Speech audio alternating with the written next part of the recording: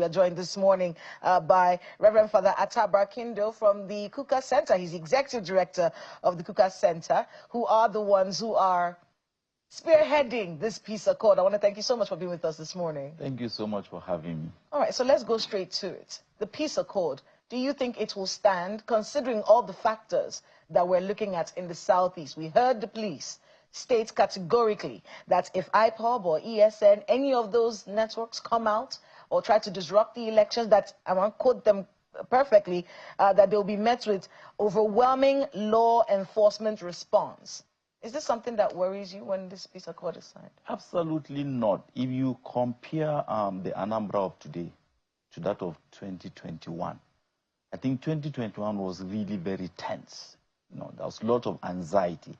And IPOB then was very active compared to now. And at that time, they issued the sit-at-home not only on a Monday, literally as we move towards the elections. IPOB issued statements asking Anambra people not at all to come out to vote. And I think the voting only happened after we signed. I mean, they lifted that order after we signed the peace accord, just a few days, to the election. But if you compare it to now, I think it appears to be much more peaceful. The environment is serene. There was no threats from IPOB Absolutely. or ESN, nothing That like is that. why even the signing of the peace accord was done on a Monday. We did it on a Monday, a day that normally is declared as sit at home. People are moving around, peacefully around Anambra, doing their own businesses. So I think what has happened is that Monday has just become an extended weekend, in my opinion. Otherwise, things really are looking very good for the elections. That's a very, enthusiastic way to take a look at it. Another issue people have with these elections is voter apathy. The Southeast, and no offense, but has had a track record of low turnouts in elections, whether they're state elections or federal elections. Do you think we're going to have to deal with voter apathy in this election? I think it's not just voter apathy, it's apathy towards the government. People have made promises, particularly politicians over the years. Those promises have not impacted on the lives of people. And I think people are now asking, is it even necessary to go out to vote? And if at all I should vote, should I actually trade my vote for some money that I can get immediately? But for us at the Kuka Center and at the National Peace Committee, we have been in Anambra since May, engaging communities, conducting context analysis, having meetings with traditional rulers, with political parties, with civil society organizations, with religious leaders and traditional rulers. And we have been calling on people to really come out and vote and to exercise, their right to vote. But, you can't constantly call on people and walk away, leaving them in the same social and economic condition.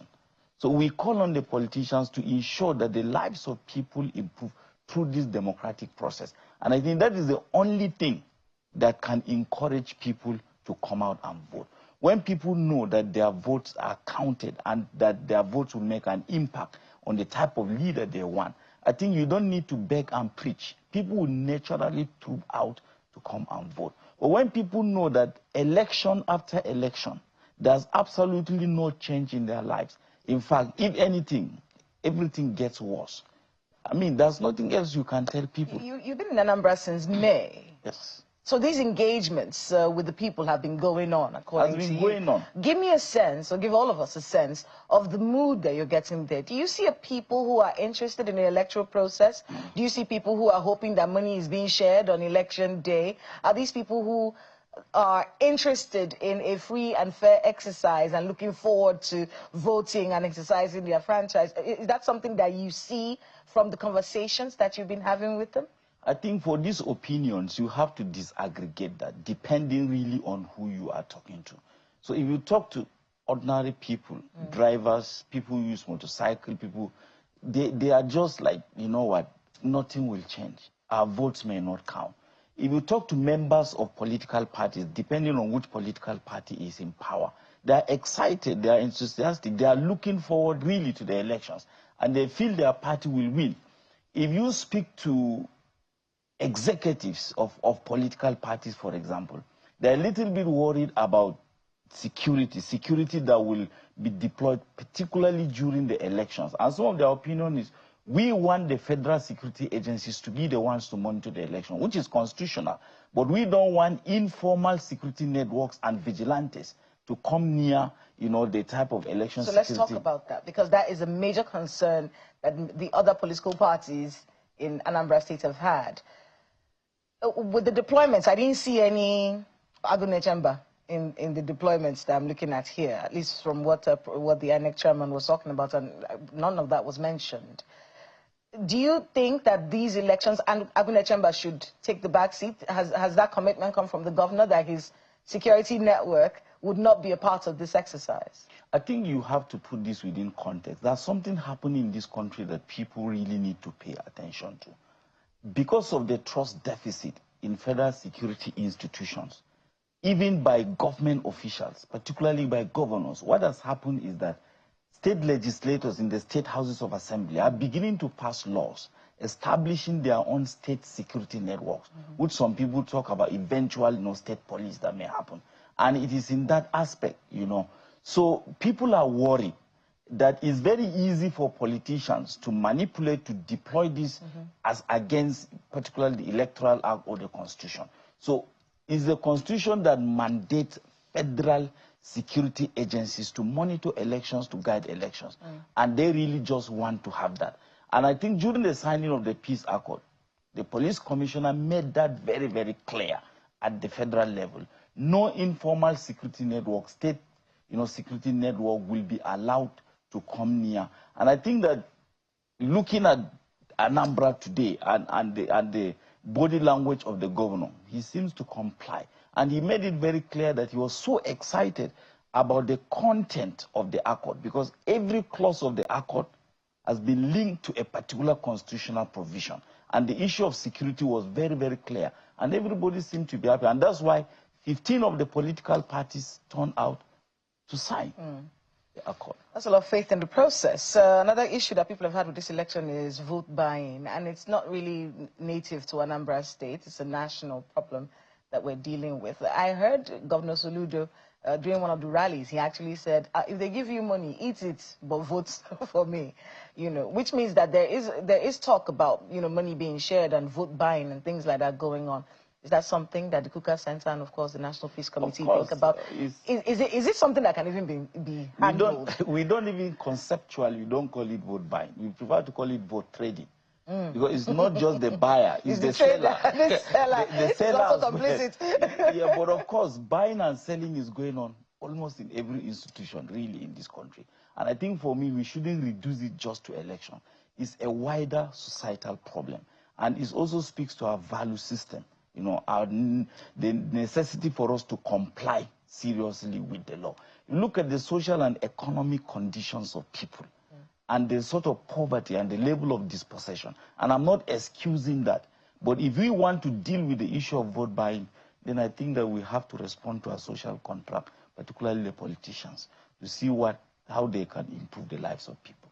It's going to be difficult considering the economic situation that we have in this country. And of course, the question of state might. Of course, we have an incumbent in this election. Governor Soludo is contesting.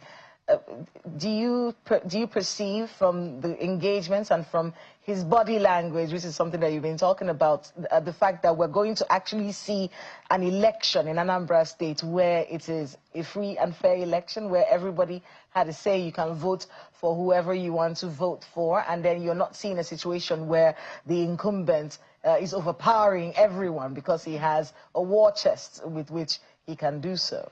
I think, yes, from what I've seen in Anambra, particularly during the signing of the peace accord, the promises made by the police and also the promises made by our brand new INEC chairman, it appears that there's going to be no imposition. They have all insisted the law will be followed. They're promising. They are promising, absolutely. But you see, that's the thing. I have to take your word for it, don't I? If someone says, oh, I'm going to be good, I have to believe the person.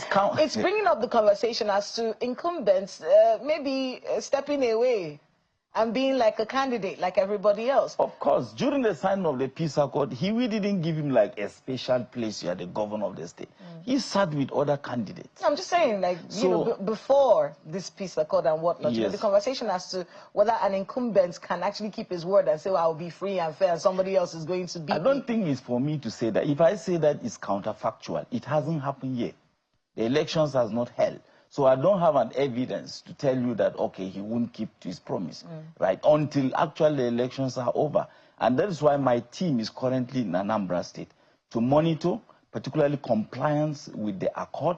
And if after the announcement of the results, things really go bad, and the political parties, not just the governor, don't comply, then we have the strategic recommendation that we are going to make to the members of the National Peace Committee and also share with the police and INEC. And that is why the INEC chairman and the police, Inspector General of Police, were all witnesses. And they signed as witnesses because constitutionally, they are the ones empowered by law to deal with some of the violations that will happen. Has there ever been a time when an election held and after they signed the peace accord, some people broke the peace accord, and the Kuka Center or the peace committee did a report and said, look, this person is culpable in this and this and this, and then actual sanctions are put on that person because of that behavior? Absolutely. I'll give you an example. Yes. In September 2022, ahead of the 2023 general elections at the national level, normally there are two peace accords. The first one is to commit the politicians to issue-based campaigns and not personal insults. And the second one, to accept the outcome of the results of the elections. So in September 2022, when we signed the very first peace accord to commit politicians, to issue-based campaigns, from their own spokesperson of the party and the candidates, a sort of insults and personal attacks. And we recorded all that, and we called the candidates and the executives of the party for a meeting. And we told them, look, this is what is going on. And what you're actually doing is to incite the people so that eventually when election results are announced, it can easily lead to violence, and widespread and massive violence. So we have to sit with them, and we handed over some of this information to the police and INEC, and they were also invited for the meeting. And let me make this clear, because the Peace Committee itself does not have the constitutional power to prosecute. We are only lending our moral voice and moral support to a credible process of elections. Understood. Thank you so much for being with us, Reverend Father Anambra Kindo, Executive Director of the Kuka Center. Thank you so much. Thank you for the work that you've done. We're watching how you roll out the Anambra elections.